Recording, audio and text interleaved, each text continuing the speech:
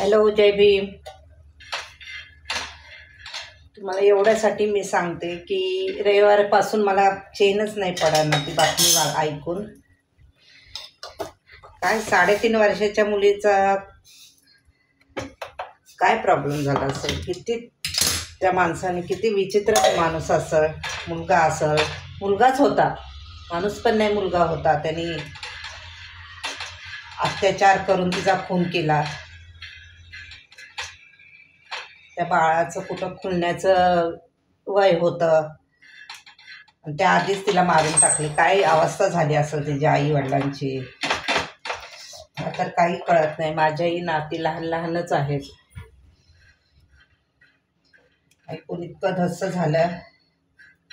असं कृत्य करणाऱ्यांना मारलं पाहिजे, सर्वांसमोर त्यांना फाशी दिली पाहिजे. मला तर असं हेच वाटतं. परदेशात कसं ठेवत नाही, लगेच मारून टाकतं. सरकारने पण तो कायदा जरा हातात घेतला पाहिजे, काहीतरी केलं पाहिजे. असं कृत्य होणार नाही इथून पुढे. किती त्यांना असं केलं, प्रत्येक वेळेस अशा बातम्या येतातच, काही ना काही अत्याचाराच्या बातम्या, आणि मारून टाकतात लहान मुलांना.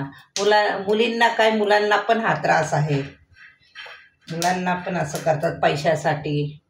तर अशा मुलांना, माणसांना, पुरुषांना काहीतरी उपाय करा.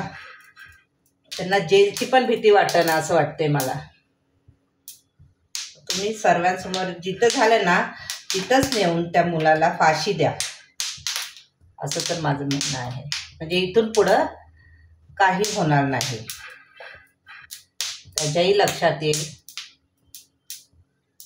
की आपण असं करू नये.